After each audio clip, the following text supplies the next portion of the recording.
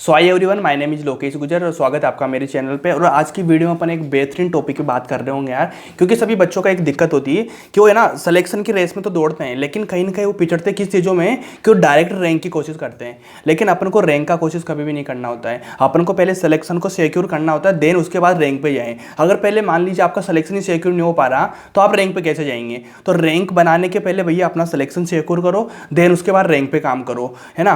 तो सबसे पहले जो आपका सिलेक्शन का जो प्रोसेस होता है ना, तो सिलेक्शन के प्रोसेस के लिए आपको कुछ ऐसे टॉपिक जो टारगेट करने चाहिए जिनको आपको स्ट्रॉन्ग बनाना होता है। अगर ये टॉपिक आपके टारगेटेड हैं, बिल्कुल स्ट्रॉन्ग है, उसके बाद जो वीक टॉपिक होते हैं ना उन पे आप काम करोगे तो आराम से वो इजी वे में कंप्लीट हो जाएंगे। लेकिन जो मेन जो टॉपिक होते हैं जिनसे बहुत ज़्यादा वेटेज होता है क्वेश्चन आने का, तो उनको सबसे पहले स्ट्रॉन्ग बनाओ, देन उसके बाद में आप रैंक के लिए जो वीक टॉपिक होते हैं ना उन पे काम करो। तो इसीलिए मैं बायोलॉजी के कुछ यूनिट आपको बताने वाला हूँ। तो अगर इन यूनिट पर आपने काम किया तो 100% आपका जो स्कोर आप टारगेट करते हो ना 340 प्लस या 350 प्लस आराम से आ सकता है। क्योंकि आप सारा कुछ अगर टारगेट करके चलेंगे ना तो चीज़ें खराब हो जाती है कहीं ना कहीं। तो आपको सबसे पहले ध्यान रखना है कि भैया जो इंपॉर्टेंट चैप्टर्स है ना उन पे काम करो, उनको स्ट्रॉन्ग बनाओ, देन जो बाकी के चैप्टर्स बचे हैं ना उन पे काम करो। तो ये मैं कुछ यूनिट बता रहा हूँ भैया, अगर इनको ही आपने किया ना तो आराम से 250 प्लस आराम से आपका स्कोर हो सकता है। बाकी जो 100 नंबर का जो आपका मामला पूरा बचा हुआ है उसको आप धीरे धीरे निपटाते रहे।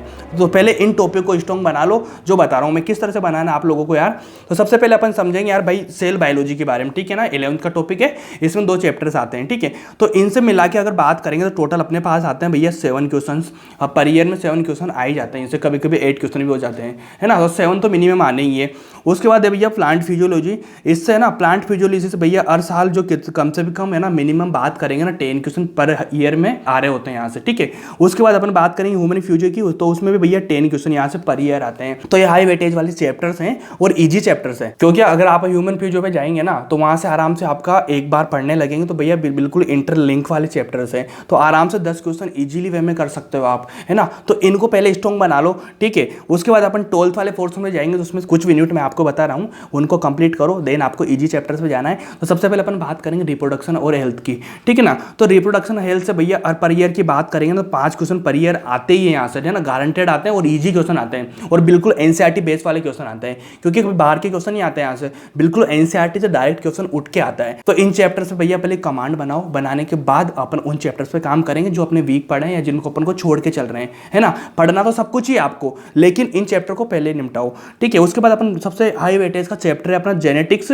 और बायोटेक्नोलॉजी। तो इससे बात करेंगे ना तो भैया पर ईयर में 18 to 20 question per year frame होता है यहाँ से, ठीक है। इनके बीच में एक चैप्टर होता है बायोमोलिक्यूल, ठीक है ना, वो भी करना होता है आपको, क्योंकि वो जेनेटिक्स से रिलेटेड ही होती है सारी चीज़ें। तो कहीं ना कहीं यहाँ से 20 क्वेश्चन का वेटेज होता है। अगर अपन बात करेंगे किसी इनऑर्गेनिक की, किसी ऑर्गेनिक की या फिर फिजिकल केमिस्ट्री की, तो एक पोर्सन से भैया 20 क्वेश्चन नहीं आते हैं, उसमें आपको कितना पढ़ना होता है। लेकिन आप जेनेटिक्स और बायोटेक्नोलॉजी करेंगे ना आराम से 3 से 4 दिन में चैप्टर आपके कंप्लीट हो जाएंगे और 20 क्वेश्चन आपको देखे जाएंगे। तो सबसे ईजी वे है कि भैया इनको निपटाओ पहले, है ना, इनको स्ट्रॉन्ग बना के अपने साइड में डाल होता है कि जब भी क्वेश्चन आ रहा होगा ना तो आप डायरेक्ट हिट कर रहे होंगे क्वेश्चन को। तो मेन चीज इसी चीज पे आपको फोकस करना होता है। उसके बाद अगर बायो का सबसे इजी चैप्टर की अपन बात करेंगे ना होता है इकोलॉजी, ठीक है, इकोलॉजी। और इससे क्वेश्चन आते हैं भैया पर ईयर 7 to 8 क्वेश्चन आते हैं। इकोलॉजी में भैया कुछ भी नहीं, अगर आप है ना बिल्कुल शॉर्ट नोट बनाएंगे ना किसी भी कॉपी में तो 2 से 3 पेज में आपकी सारी इकोलॉजी खत्म हो जाएगी। एक बार पढ़ने के बाद इकोलॉजी के 2-3 पेज में नोट्स बना लो, 8 क्वेश्चन आपके बन जाएंगे। उधर आप GOC2 का निपटारा कर रहे होंगे ना,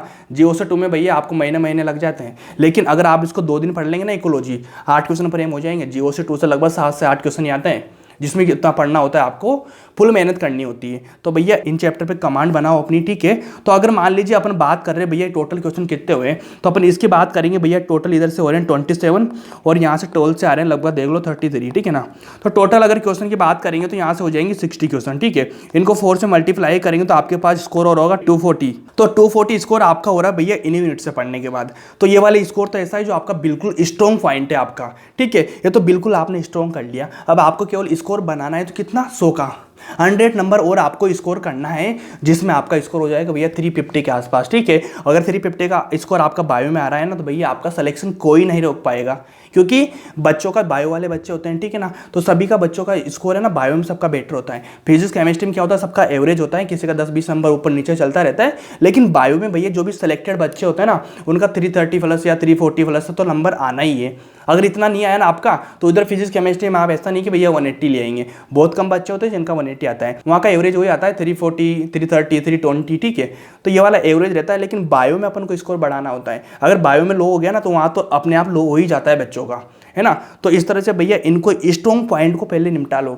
अगर मान लीजिए आपका स्ट्रॉन्ग पोर्शन है 400 नंबर का, 450 नंबर का, अगर आपके स्ट्रॉन्ग पोर्शन से जो खुद का पोर्शन है बिल्कुल डिमांडेड वाला, उससे अगर मान लीजिए आपके 400, 450 नंबर आ रहे हैं ना, तो उसके बाद आपको इंक्रीज करने के लिए भैया 100 से 150 नंबर होंगे, जिसमें आपका 600 प्लस स्कोर हो जाएगा। ऐसा नहीं है आपको पूरे 600 पर काम करना होता है, क्योंकि अपना स्ट्रॉन्ग पोर्शन रखो, वीक पोर्शन और स्ट्रॉन्ग पोर्शन दोनों को अलग अलग सेपरेट रखो। जब आपका स्ट्रॉन्ग पोर्शन बिल्कुल कंप्लीट है ना, तो आपको काम केवल कितने पे करना होगा, 100 से 150 नंबर पे, है ना। और बच्चे क्या करते हैं उल्टा, वो है ना स्ट्रॉन्ग और वीक पोर्शन को कुछ भी नहीं डिमांड करते हैं, वो डायरेक्ट क्या करते हैं, सारा शुरू से लगा के कर रहे होते हैं। उनका जो टारगेटिंग जो स्कोर होता है ना, वो 0 से बढ़ रहा होता है, 200, 300, 400, 500, तो क्या बहुत सारा हेवी लगता है। तो इसलिए भैया अगर स्मार्ट वर्क करोगे ना, सिलेक्शन को आपका कोई नहीं रोक पाएगा।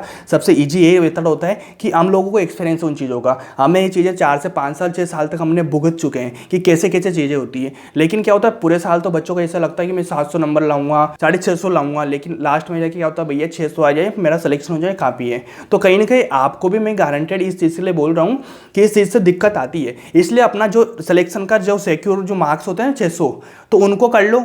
देन उसके बाद अपनी रैंक बढ़ाने का काम तुम पूरे साल करो, लास्ट के 2 महीने 3 महीने कितना भी बढ़ाओ, कोई दिक्कत वाली बात नहीं है। लेकिन क्योंकि यार लास्ट में अगर मैटर आता है ना, वो आता है भैया सिलेक्शन का। अगर सिलेक्शन नहीं हो रहा है ना आपका, तो फिर तो कोई मतलब नहीं है। अगर सिलेक्शन आपका हो रहा है ना, तो रैंक वैंक मैटर नहीं करती, रैंक तो ऊपर की चीज़ है यार, एक्स्ट्रा चीज़ है, कितनी में आए, सिलेक्शन हो जाए काफ़ी इतना, ठीक है। और ये टाइम ऐसा है कि अब यहाँ से रैंक का आप अगर सोच रहे हो ना, तो भैया कहीं ना कहीं ये चीज़ आपका एक ड्रॉबैक हो सकता है ना। तो अभी से आपको सिलेक्शन पे काम करना है। जब आपका सिलेक्शन का हो जाए ना, तो इसका मतलब आपकी स्पीड अच्छी है, आपकी एक्यूरेसी अच्छी है, ठीक है ना, सारी चीज़ें अच्छी है आपकी, तब आप अपने सिलेक्शन को सिक्योर कर पा रहे हो। उसके बाद जो टाइम बचता है ना, उसके बाद मेरे साथ जुड़े रहना भैया। माई स्कूल का चैनल सब्सक्राइब कर लो, मेरे साथ यहाँ पे रहना। तुम्हारे लिए ऐसे बेस्ट से बेस्ट वीडियो लेके आऊँगा, जो तुम 5 घंटे 6 घंटे में पढ़ रहे होंगे ना, उसको मैं 15 से 20 मिनट समेट दूंगा सारी चीज़ों को, ठीक है ना। वही क्वालिटी का कंटेंट मिलेगा आप लोगों को। मिलने के बाद वहाँ से आपकी रैंक इंक्रीज होगी गारंटेड, क्योंकि भैया वो चीज़ें मैं लेके नहीं आऊँगा जिन चीज़ों को दुनिया पढ़ा रही है, आपने पढ़ चुका है। मैं उन चीज़ों को लेके आऊँगा जो आपने छोड़ चुके हो, आपसे कब बनी नहीं हो चीज़ें। और कहीं ना कहीं जहाँ से क्वेश्चन आता है ना, बच्चे अटक जाते हैं, उन पॉइंट पे आप अटकेंगे नहीं, क्योंकि वो चीज़ें मैं आपको दे रहा हूँ। तो सबसे पहले क्या करना है भैया, वीडियो को लाइक करना और सब्सक्राइब करके रहना और बने रहना मेरे साथ में, वेट करना वीडियो का, बहुत बेहतरीन वीडियो आएगी। तो चलो मिलते हैं नेक्स्ट वीडियो में। Thank you so much.